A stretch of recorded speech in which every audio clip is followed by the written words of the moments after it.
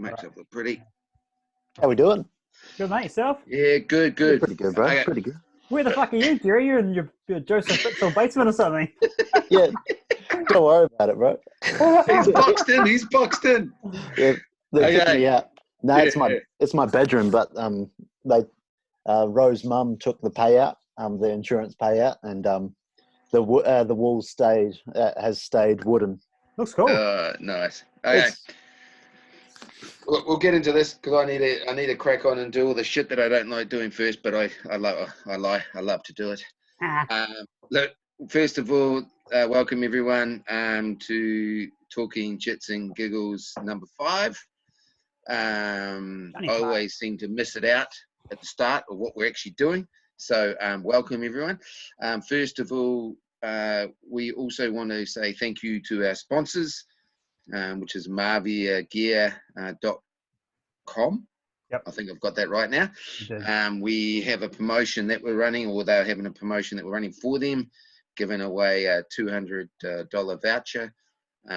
So you need to go on our Instagram page. You need to share, follow, and mention 3 mates in the comments. And 3 mates in the comments. So can we get that done, guys? Get in the community. It's a good way of getting some new gear back before all the gyms kick back in, hopefully in a week's time. Perfect time. Yeah, so it's really good to do that. We also have got our young, well, I see it on my thing, it says Roe, but he's obviously using the laptop. Jerry, mate, so welcome, man. Welcome to the show. Thank you. Glad to be here. I'm honoured. Yeah. Oh, no, we're honoured, mate. We're honoured. Yeah. I bought an honorary Asahi, but Ro's going to drink it because my body's a temple. I jumped in the summer speed. I even busted out a t-shirt, mate. Oh, nice. Look, and I'm busting out the old club one. Shit, we're all repping.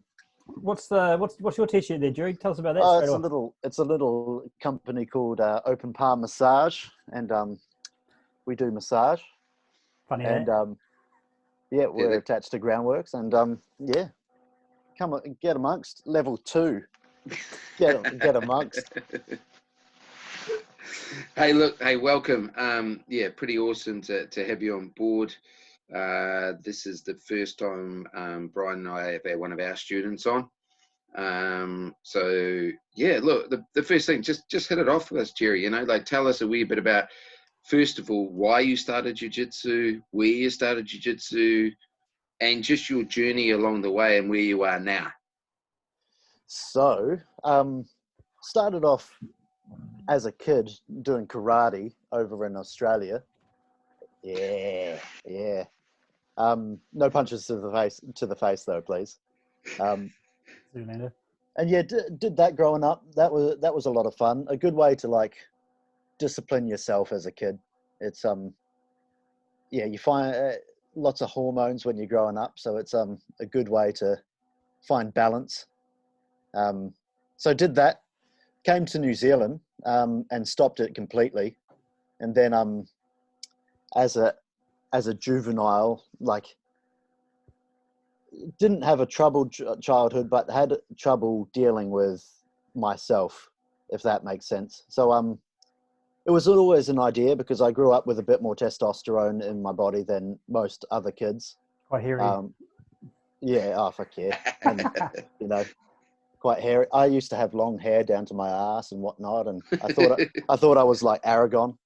And yeah. You laugh, man. I saw photos on Facebook. It's a luscious mane. It was majestic, bro. It looked like the dude from Creed with arms wide open. Got stabbed. Mate, I did this thing just recently. My daughter, because she's got really long hair, and she put her hair over the top of mine, and I had hair down to about here. Did not look pretty. Anyway, you don't have the face for it. No. Moving on. Anyway, I looked beautiful as a kid, but and when I was in Christchurch still, I was looking at Academy of Combat, and I saw that because I was in Kashmir. It was the closest thing possible. I was like, oh, that could make sense. Went to a few classes, but didn't really vibe with it. just didn't really get a good, didn't vibe with it. Then, as every millennial does nowadays, they go to another city thinking it will solve every problem that they're dealing with in life. So I went to Auckland for a wee bit, joined up with Oliver MMA over in Glen That was really good. Really enjoyed that. Did jiu-jitsu, 3 times a week. And with Steve? Steve was in and out. Okay. Steve was in and out. Saw a lot of his wife. I can't remember her name, but she took most of the classes. Is it Chrissy? Yeah, something like that. But did it there. Really, really cool. Learned some cool shit. But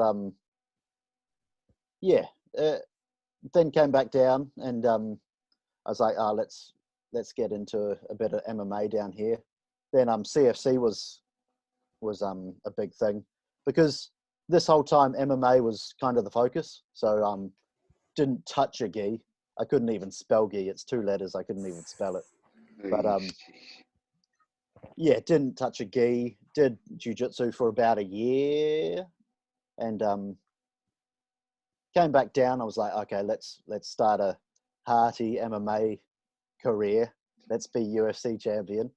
And then I joined CFC, Canterbury Fight Centre, and went under Hayden, and really vibe with the guys at Groundworx, at the ground parts, because it was 3 gyms in one. Groundworx being the jiu-jitsu gym, and really vibe with the kind of environment that Hayden had. It was really chill, and I found myself gravitating towards jiu-jitsu more than the MMA, because I'm a bit too chill for MMA, and jiu-jitsu's a lot of fun, and MMA, you have a hard time if you're a chill dude. But so started with Hayden and been there ever since, and loving it, only getting better. Yeah, good gym. Yeah. So now, since when did you move into the gi then? Like, do you push into it, or do you just decide, fuck it, I'll give the gi a blast? So we had a dude called Scotty there, and Scott Walker, he's legit as they come. Really, really good. He's pretty good. Yeah, pretty good. He's all right. He better be watching this. But yeah, did Nogi under him, and he kind of talked me into the gi, because I did Nogi for about what was it, like 6 months or something. And then Ben, Russ, Scott, Hayden, and whatnot were all talking me into the gi, because I was going religiously to the Nogi, but it kind of became a thing for me to not do gi, because it was kind of taking a step backwards. And Scott talked me into it, and nowadays I prefer gi.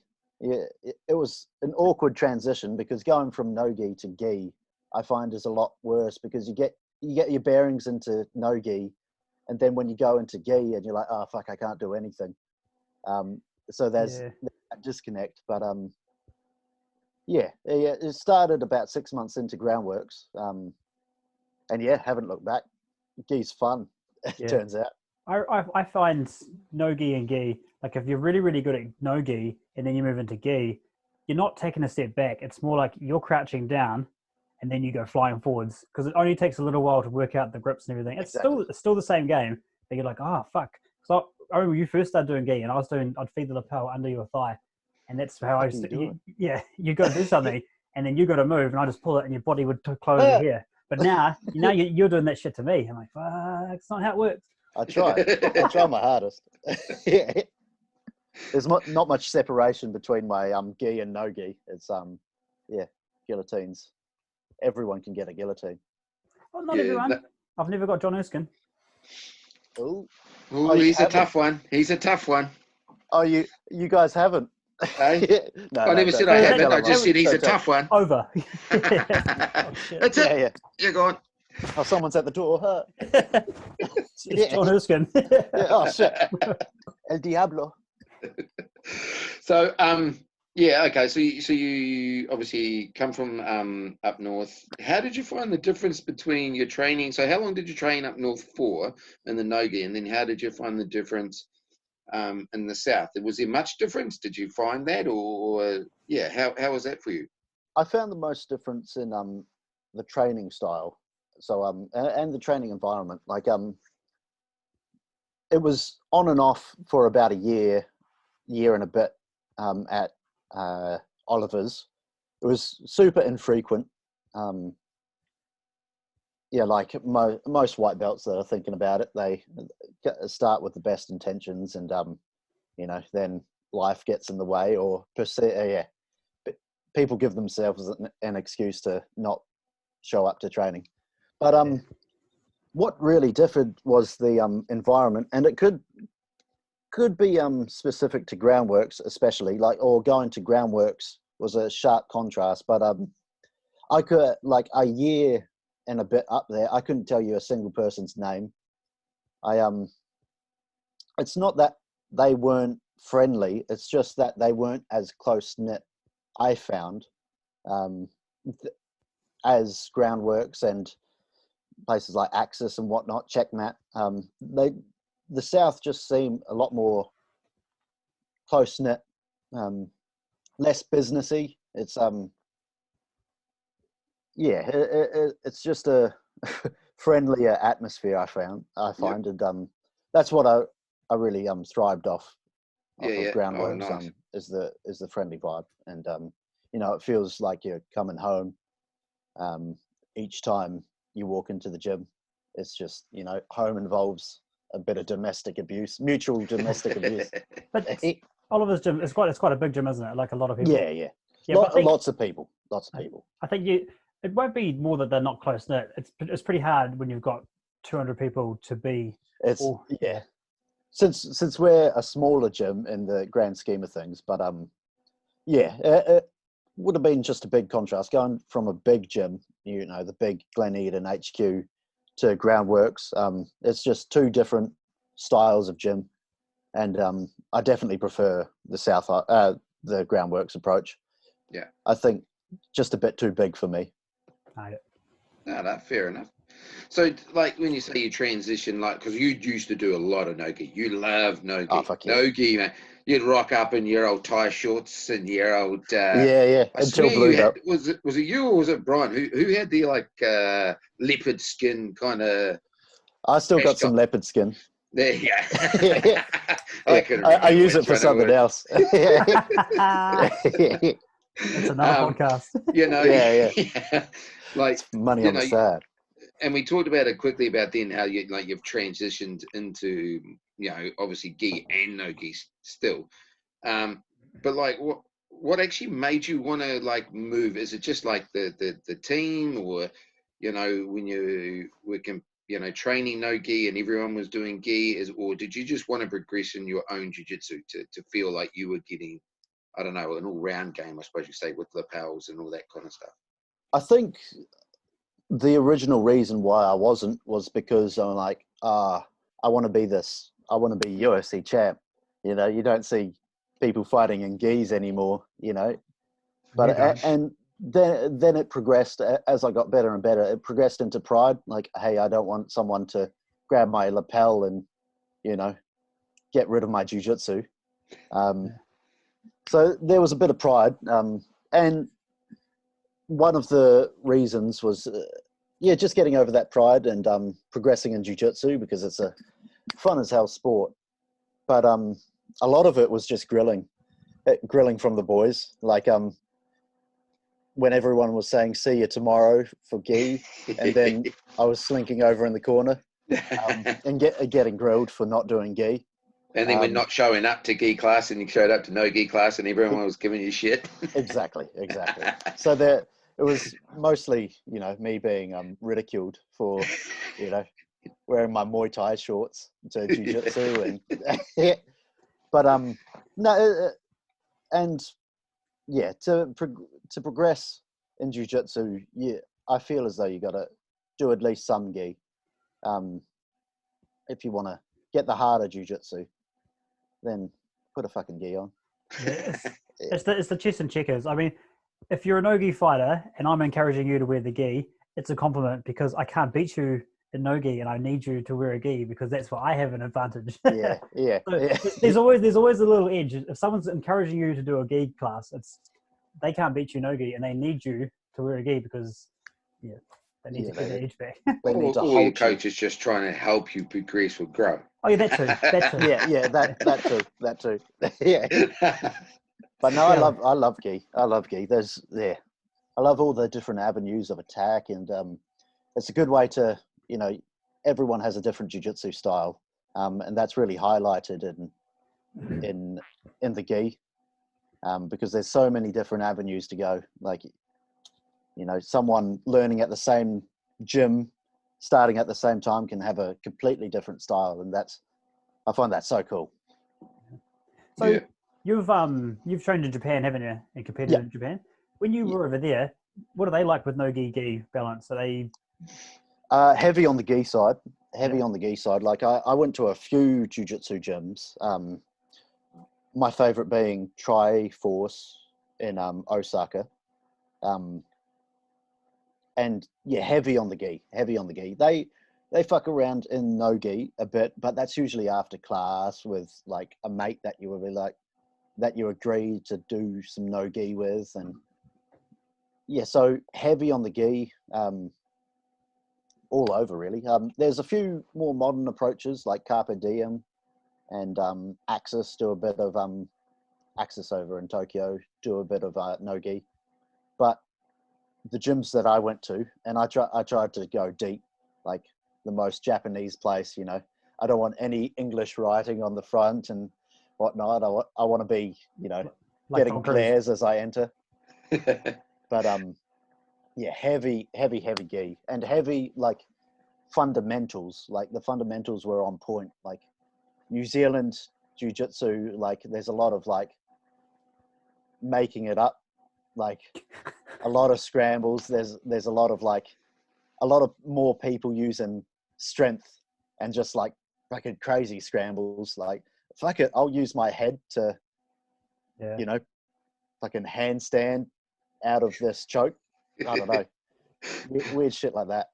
But that's I found it all the martial arts I've done. That's the Japanese way. It's I will master the technique. You shouldn't need to use strength, and that's jiu-jitsu to a T. I mean, it helps if you're strong. It fucking definitely helps, but you shouldn't need to do it. And if you want to put the time in to master the technique, then you'll really find it, which is obviously what you said they were doing. Exactly. It's quite the Japanese way to hone and perfect your art. Yeah. So you went over there and you competed as well. So Yes. How did you feel competing between the two countries? Like, well, not just competing about two countries, but how'd you feel competing over there? I felt physically strong, like for the competition that I did. Yeah. So let's give people a thing. How tall are you? All of 5'7". Yeah. Like I might even be 5'6". It's just pride that's not letting me say that. Just to give you an indication of how tall that Jerry is. So he's quite a small fella. And what do you normally fight around, Jerry? Let's not go into that. What would you like to fight around then? Well, I'd like to fight about 10 kg lighter than I do. Like I'm weighing about 87 at the moment. Yeah. So when you fought in Japan though, what weight were you fighting at? I was 82, I believe. Sumo. Yeah, 82 and thick. I ate pancakes before going to the comp. Pancakes loaded with whipped cream and on the mat. So you like that, like eyeballing them? Yeah, just flexing on people. But like that. But I remember weighing in, and I was at the very limit. I thought I was like 79 or something, and I was at the very limit. They're like, "Oh, you're cutting it close." Yeah. Spit that ass pancake out and just let me go vomit in the toilet.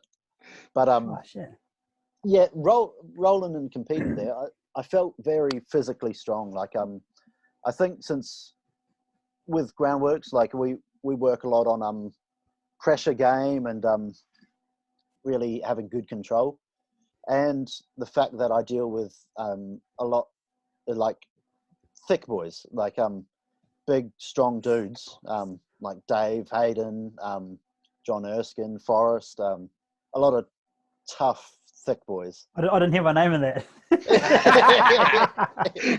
Yeah.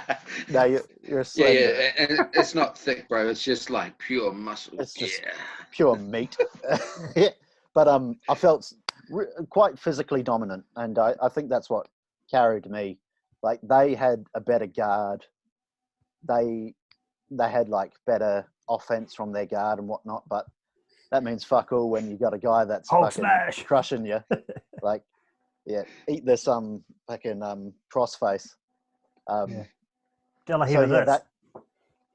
that and the scrambles. Like when it got into a scramble, I could just scramble harder because that's what we do in New Zealand. Heavy on the scrambles. Yeah. So how did you go in that comp? Oh, I won it, bro. What do you Stop think, bro? What do you think? It. Come on, bro. Get it. Did you need a boost up to the podium to get your medal, or yeah? Yeah, no. I needed one person to hold each testicle because they were like they were weighty, bro. They were weighty. They were full. And I was single back then, so yeah, no, we won't go. We won't go into that. We won't go. Japan's a fun place. It's a very weird place. Yeah, you're telling me. Bryan used to live in Japan it was Japan, wasn't it, Bryan, as well? Yeah, I lived You there lived there for about a year, didn't you? Yeah, I booked Hamamatsu. I worked for Suzuki, and this is going to be great in the podcast. I used to do the like Wagonars was the main car we did, and I did the back doors. So my job title was backdoor driller. Yeah. But I said to them, I said, "Oh, can we change?" No, this was on my contract. Bryan Russell, backdoor driller, and I was like, "Can we change the?" No, you're backdoor driller, and I was like, "But no," and that was it. So I was backdoor driller for a year. Good money though. Did he wink at you when he said it? He just went like this. You're a backdoor driller. Oh, that sucks. That's the title for this episode, Backdoor Driller, with an A at the end. Oh god, it was a good year though. Japan's fun, man. I recommend anyone go there, compete, just be a part of Japan. It's bloody cool. It's expensive, but it's worth it, I reckon.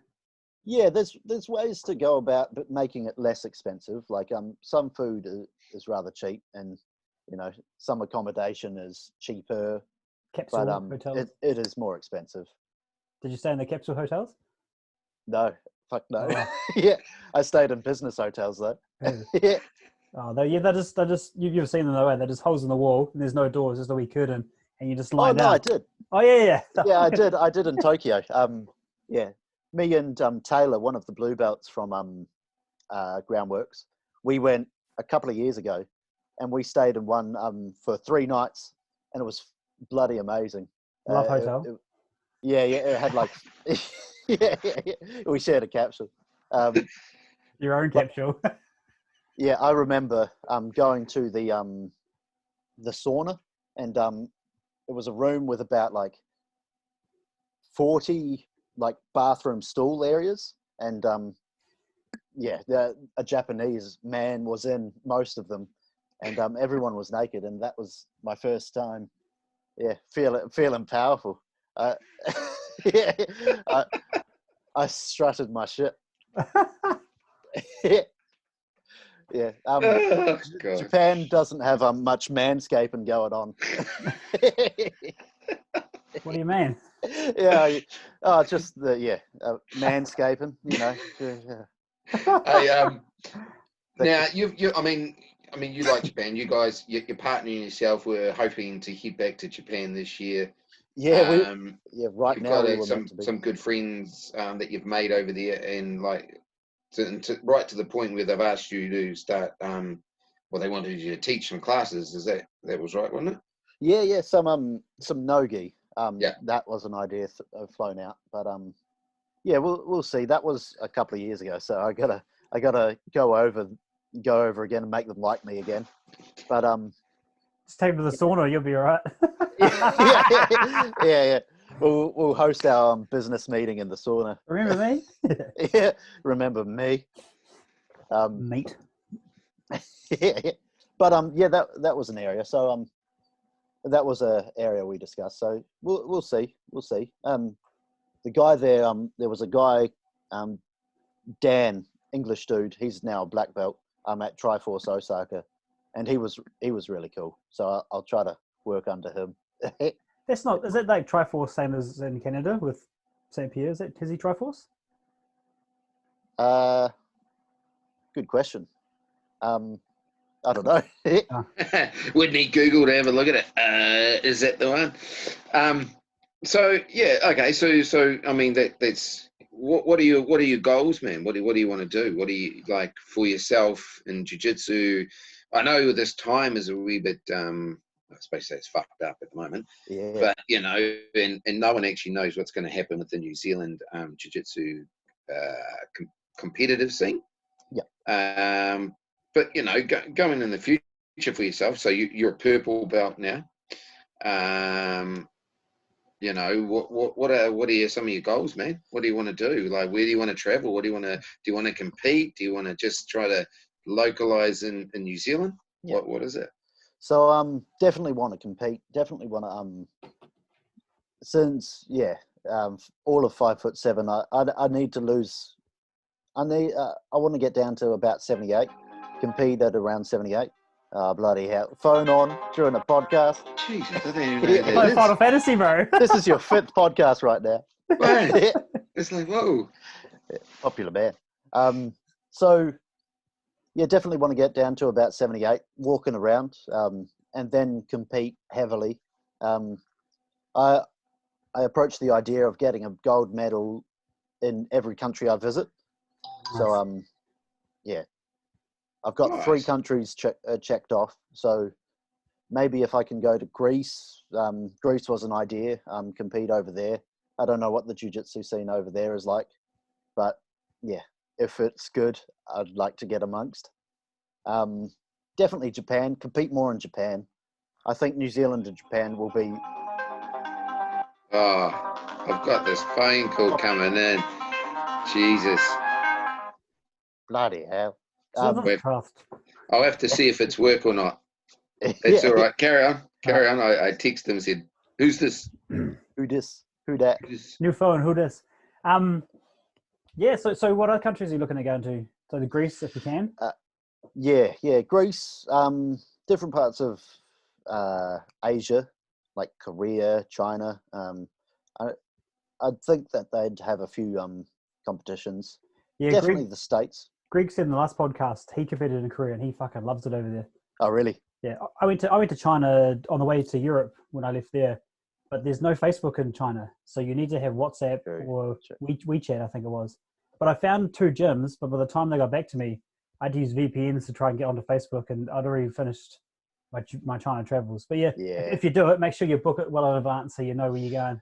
Yeah, you have to know the cultural ways to go because you know the social medias are different and whatnot. But weird place, man. It's much more different to Japan. Japan's really organized, and China it's organized chaos. Like looking at them, you're like, fuck this, everyone's out of control, but it's not. It's just the way it's going, and because we're so regimented, it looks like chaos to us. But it's fucking. You watch them drive, man. You'll cream your pants. It's crazy.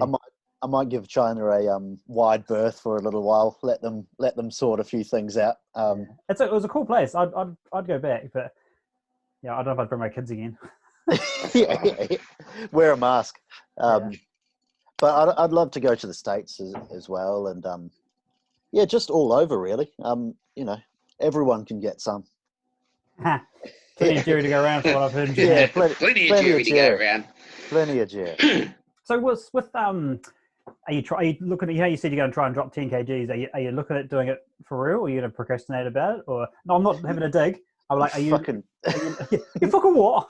Yeah. And you're like looking now at like, right, I'm going to clean up my diet. I'm going to add something in. And what is it? Is it?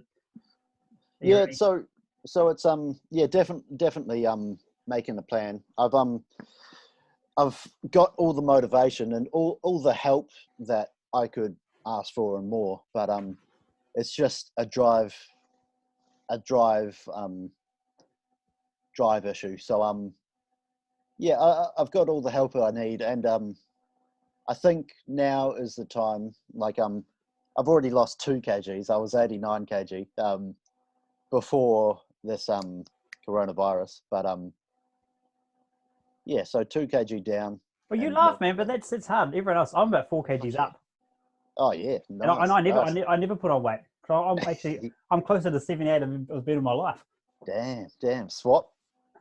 Yeah, but yeah, no, it's go time. Might get a trainer. My boy Cole Davids, MMA fighter. He started Coley D's. He started personal training, so I might hit him up. He fucking owes me. He's been late. He's been late to so many massages. I swear to God, he owes me a few freebies. So I hope he watches this. Just while we're talking on that one, we'll get back to the jiu-jitsu in a minute. But like, just so everyone knows, so Jerry is a massage therapist, and he looks after pretty much everyone. Well, a lot of competitors and a lot of people in jiu-jitsu or MMA in Christchurch. Yeah, like tell us a wee bit. Like, is that something you always wanted to get into? Because I mean, like I say, I normally go and see you twice a week. I mean, once a fortnight. You know, and then obviously a lot of the other gym members are in seeing you, which has helped my recovery, my training immensely. Like before you actually started doing that kind of stuff, it wasn't really a big thing for me. Like, can you tell us a wee bit about, you know, that journey and how you're helping people and that kind of stuff? Yeah, so getting into massage, like it was always an idea to do something that didn't put me in an office. Like I find myself really not doing well if I'm not doing something I'm passionate. If I'm not passionate about it, I really don't do well in it. Like yeah, when I was 17, I tried trades work. I tried painting, and I was the fucking worst painter there's ever been.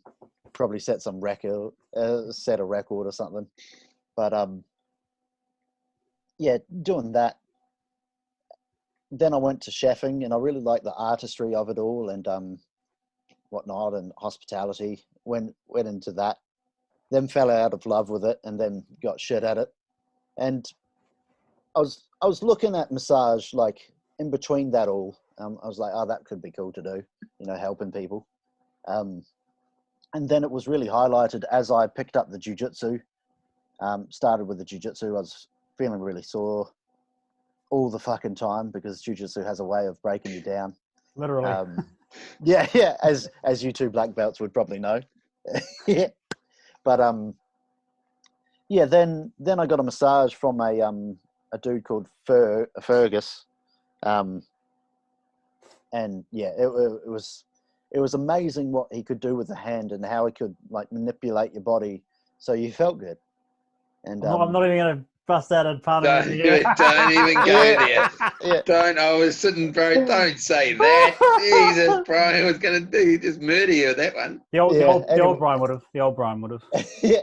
Anyway, that man made me feel so good on his table. With his and yeah, and yeah, and then he left to Wellington. He left the bastard. So when he left to Wellington, I was like, oh, what are we going to do here? We need a massage therapist, and that's when I used that as an excuse to change things up, because I was already a little gassed with where I was before, which, you know, cooking food, making coffee, and you know, I was gassed from it. There was nowhere to go from it. So yeah, started studying massage. Spent a couple of years studying, worked hard, and yeah, away we go. So you and your partner run Open Palm massage therapy. Yes. So I'm going to put a plug out there for anyone that's in Christchurch, or if you're coming from out of Christchurch for any reason that needs to, make sure you hit them up. Honestly, you will not regret it, and you will probably get yourself into a routine of seeing someone after that. It's one of the it's really, really good. Thank you. Okay, Yeah, getting back to the please. jiu-jitsu side of things now. Hang on, just Come quickly. visit Open Palm. Your boy's poor. Whoa. In the open palm, is it true? Did you learn the Miyagi? Like, if I hurt my leg in a tournament, can you do that to me and fix me? Or is that bullshit? If you pay me money, I'll try. You flick us a few notes, I'll fucking give it a shot. I've only got 2.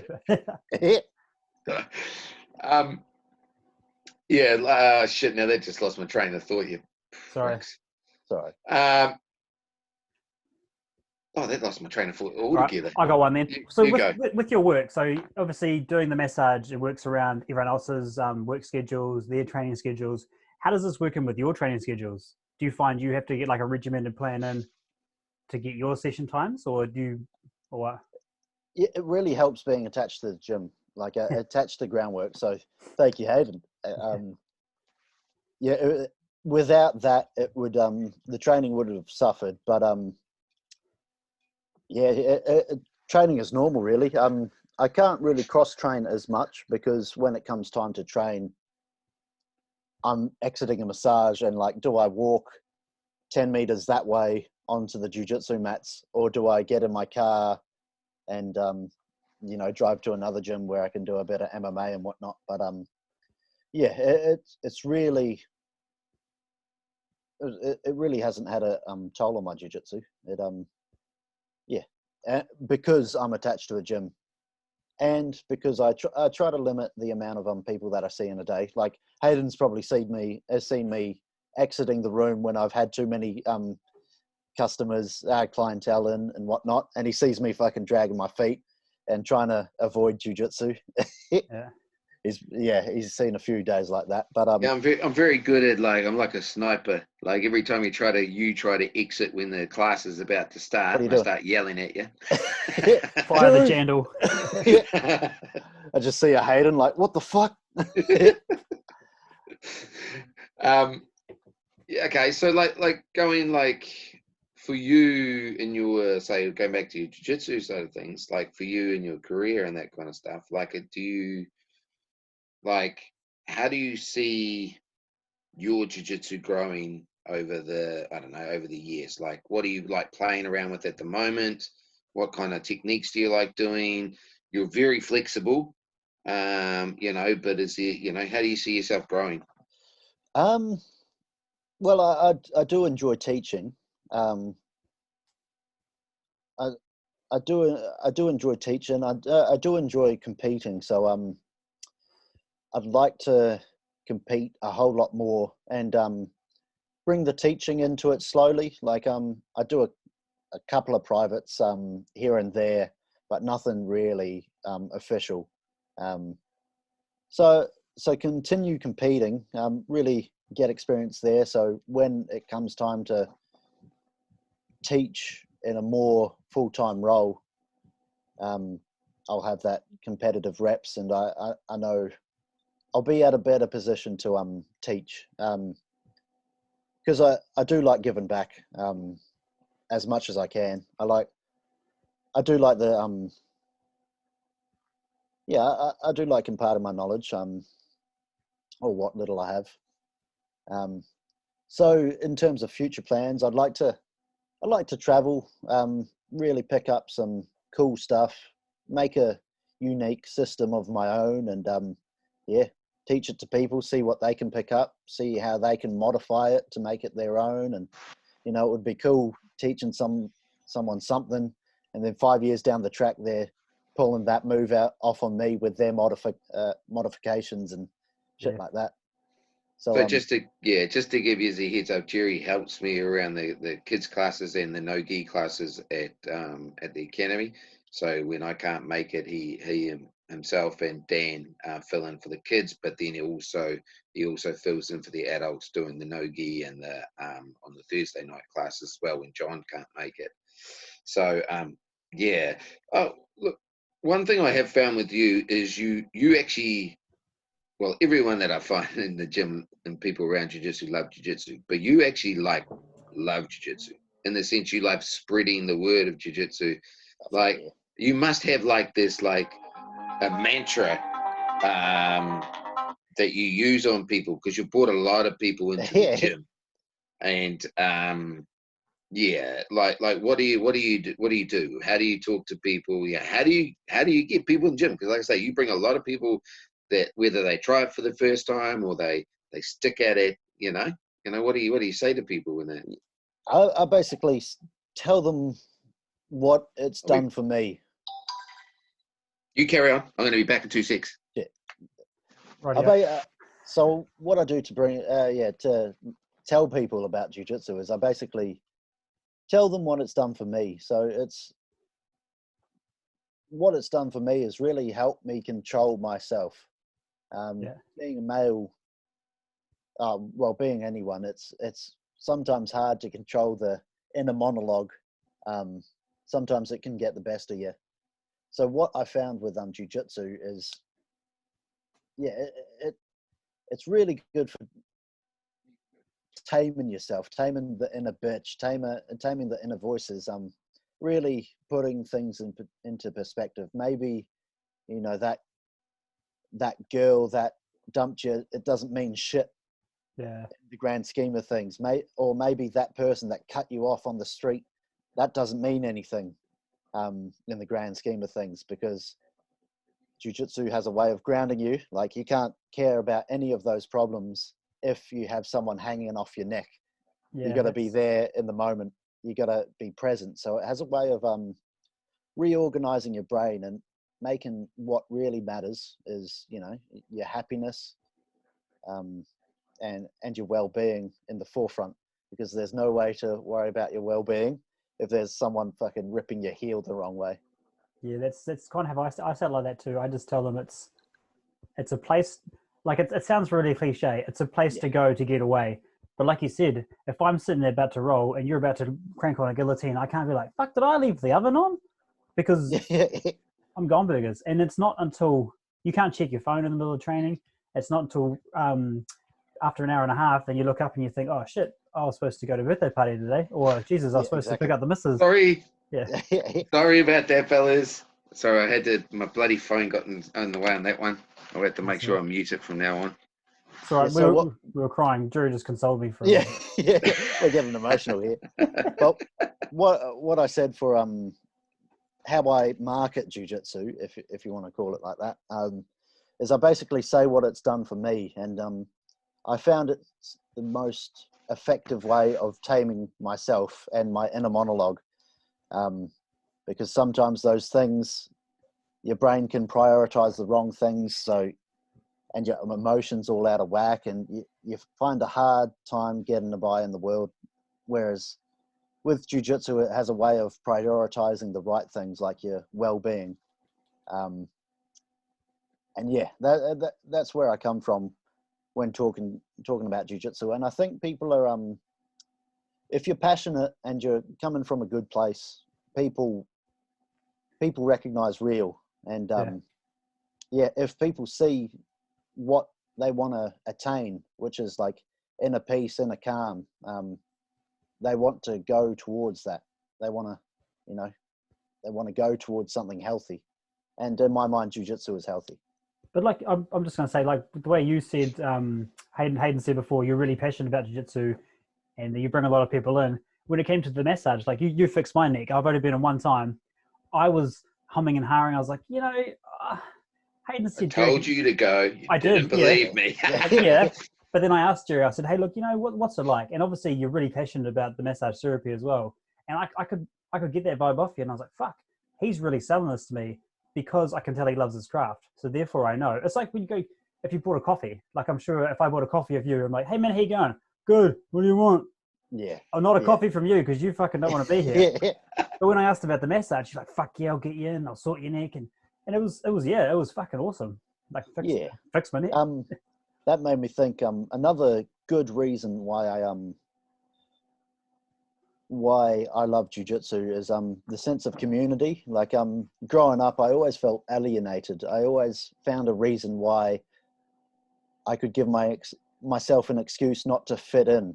I gave myself an excuse to be an outcast. Whereas the sense of community in jiu-jitsu, you can't really give yourself an excuse to be an outcast in jiu-jitsu when you're fucking Everyone's an inches outcast. away from their face. Yeah. Like you're forced to be intimate with people. You're forced to break down those barriers that you create when you're introvert, when you're depressed, when you're dealing with anxiety. It's a very confronting way to deal with those emotions, and that's what I dealt with as well. Like not being able to open up to people, just being shelled up, and it's hard to be shelled up when you're congratulating someone on choking you when they're hugged, koala'd on your back. You're like, oh, bro, that was awesome. That was awesome how you choked me. Yeah. It's only when they start to smile and look into your eyes it seems a wee bit funny. Yeah.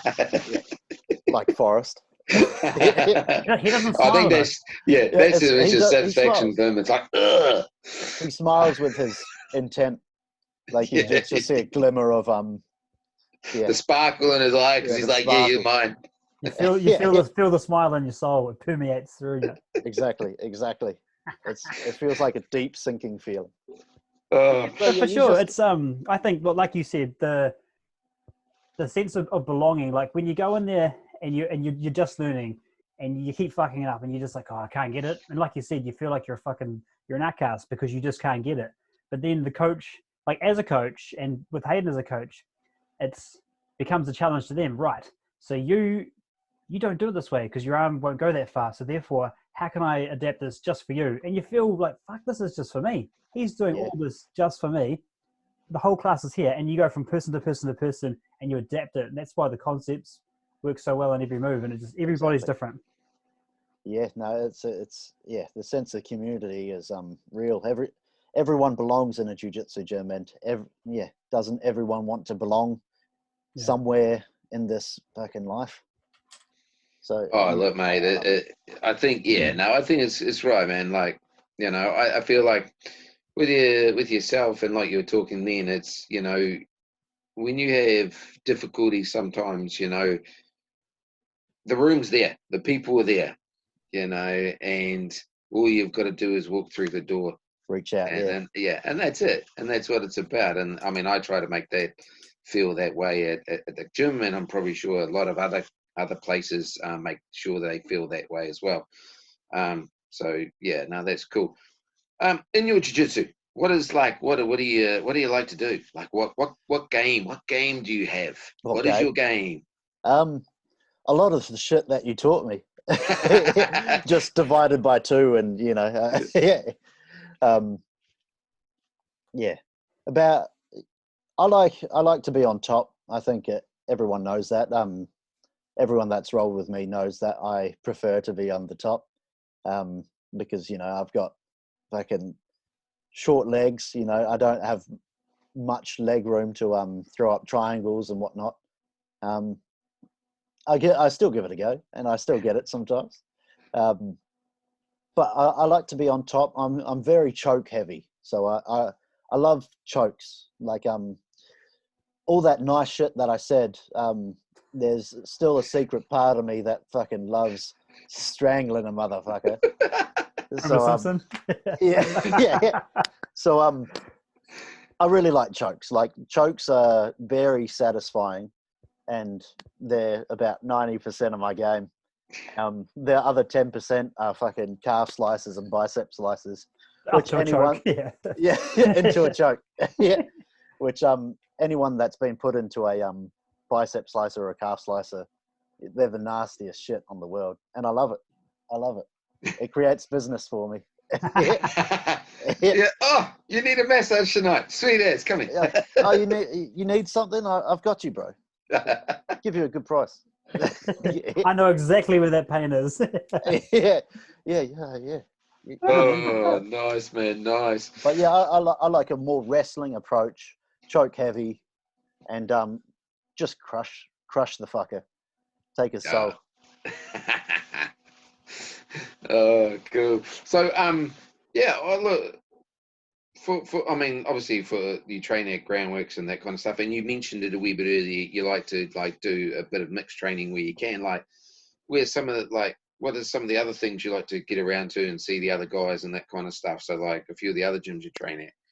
Yeah, so I train at Universal Valetudo as well. That would be my second port of training. I really like it there. I like the mentality. I like the savage mentality that a lot of the guys have. It has a really good way of because some of the newer guys don't have exactly the best technique, but they've just got that animal instinct. So they'll just scramble for days. You know, they don't know what they're scrambling to, but they'll just fucking go hard. And you know you're in a fight when you're rolling those guys. Yeah. And that's a testament to the mentality that Carl breeds into them. You know, Carl doesn't accept a weak mind when you step into the cage. You know, so I love training there. It's a good test of willpower in some of the trades that you have. Another place that I really like is Axis. Hayden Bucknell is really cool guy. Really interesting, intelligent. His approach to jiu-jitsu is a really intelligent, samurai like, understated, but Ben Russ, in your podcast with him, he had good things to say about Hayden. But that's another good place. And Oceanside Jiu-Jitsu is really good as well. And all those guys are really nice guys. So that's another good environment gym. I mean, a big thing in Christchurch is that it's very open place, Christchurch. Yeah. So it's not really like you have to train. I mean, everyone has their gyms that they train at, but like open mats and bits and pieces like that, a lot of people go there on weekends or, you know, after your own open mat and that kind of stuff. So it's very open here. Yeah, I've got a lot of different friends that go to different gyms, and you know, we still meet up for a roll. They come to us, I go to them. It's you know, we're pockets in a bigger community in the Christchurch scene. It's I really like how we intertrain. Yeah, a lot of subsets, I reckon. There's the gym here, the gym there, and then it's nice to be in that crossover bit. Yeah. No, I try and get in there as much as I can. I'm pushing my way in. It's cool. You're a wee bit pushy, mate. You're a bit pushy. No, I love it there. I love it at all the other gyms. You know, everyone welcomes you with open arms. You have some good rolls, and you know, it's chill. Jiu-Jitsu's chill. Jiu-Jitsu has a good vibe to it. So when you come to competing, we've talked about you competing in Japan and you've done it a couple of times in New Zealand and that kind of stuff. Like, do you go through like a little mantra before you compete, or like do you like just zoning out on your own? Do you put on the old headset? Do you know, what's your kind of preparing yourself for a comp? I like to listen to. It sounds so corny, but I like to listen to like Viking like music. So I like to fucking pretend I'm fucking carrying an axe as I walk onto the mat. With long hair. Yeah, or just any hair. How about that? Yeah. But I like to get into a kind of it sounds a bit cliche and whatnot, but just like the warrior mindset and visualization of just fucking axing a motherfucker in the head. That helps me. But as of late, I've been competing against my mates, so it's fucking hard to I want to axe you. Oh, sorry, bro. Okay. Yeah, sorry, Ezra. Yeah. But so I like to compete against strangers, and I like to picture killing them, basically, just fucking murdering them. So supposed to get friends from this podcast, bro, not alienate people. Sorry, guys. Open palm massage. Come and get it. That's a good one, bro. Because if they're always your friend, you always don't want to hurt them. Yeah, exactly. They know my weakness. But I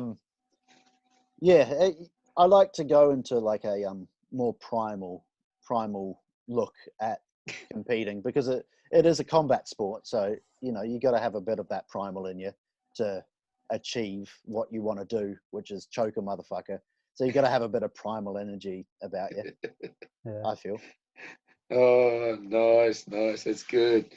Yeah, well, look, I mean, I don't know really too much more. I think Brian's got a few questions he wants to smash out for you. We do like a quick 5 questions. Hey. Probably at the end of our podcast kind of thing, and you guys could probably answer mine. Yeah, hey, look, they're quick fire too. They're not long. They're just quick fire. You know, that conversation we had today at the gym. Yep. Remember that one? Yep. Yeah. Okay. I'll like $20 still. You're not going to like my answer, Hayden. I know. Yeah. I already knew. I knew before. I almost didn't put you on here because I knew what your answer would be. Sorry, bro. Right. I'll get into it before everyone tries to. Yeah, you're talking to Ben Russ riddles again. So quick fire. So are you a subs or sweeps man? And which is your favorite one to use? Subs. And my favorite sub would be the guillotine. Yeah. Nice. Yeah. And Ghee or Nogi? If you had to pick a favorite or one to do for the rest of your life, what would it be? It's quite big for Jerry. I know. Yeah. That's you said quick fire, but you know that's some serious thought. If I had to pick, it would probably be Ghee. With a rash guard underneath. One. Yeah, with a rash guard. In case anyone wants some Nogi rolls. Oh, my Ghee's ripped off. Oh shit. Yeah, I think it ripped. Right. The next one, I think you kind of answered me before anyway. Do you stand up takedown or do you pull guard? Stand up takedown. Yeah. Nice. Yeah, don't pull guard. Don't do the Ben Russ. Come on, man. He's fucking you wrestle. You just don't want to get tired. You just don't want the old Ben. That's the old Ben. We've been doing a lot of judo. Like I've been doing a bit of takedowns with him. Yeah. Fuck you've Ben's been training judo. secretly. What? No, just in that open mat. So I got burned when I asked this question for Ben Russ. It was the Street Fighter one. So I've gone for a different character here. Oh shit. Tony Hawk. Who's your character in Tony Hawk? Tony Hawk. They have characters in Tony Hawk. What's Tony Hawk? The pro skater. Oh, I know who he is, but I don't know. Do they have other people in it? Chad Musker, Bucky Lasik. Oh, you're not a skateboard man? I don't play video games either. Yeah, I played that years ago, bro. I'm pretty young. Don't let the haircut deceive you. But I'm pretty young, bro. Shiny. Yeah. God damn. I'm gonna keep the light's right above me, so I can't. I'm gonna stick to my video game questions in my top 5 until someone does me proud. Anyway, just now we've got the big question: do you wash your belt or do you not wash your belt?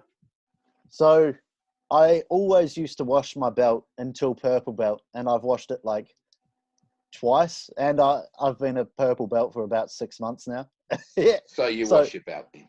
Yeah. So I don't wash my belt anymore. Oh, you don't? Yeah, you haven't been training. Yeah, I don't wash it at the moment, but I might after this COVID shit. Yeah. I told you you're gonna wash your belt.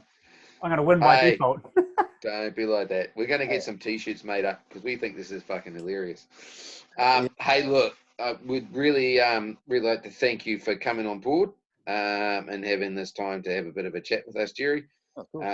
Look, guys, if you're in Christchurch doing not even jiu-jitsu, like if you're sharing this podcast with someone else, make sure that you hit up Open Palm for a massage.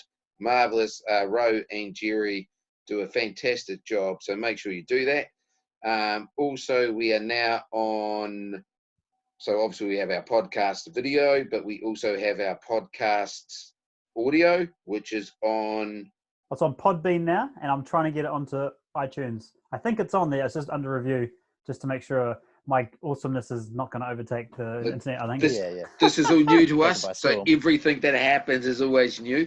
Yeah. So, yeah, Jerry, thank you very much, brother. My pleasure, was awesome having you on board, and hopefully we'll be back at training next week, and we'll see how it goes. Yeah, okay. Yeah, nice. Awesome. That was really good. Guys. Okay, sweet. Yeah. Okay. Do you know how to turn yours off? Because no one else ever does. Can he? Oh, he does. You can hit the pause button now, bro.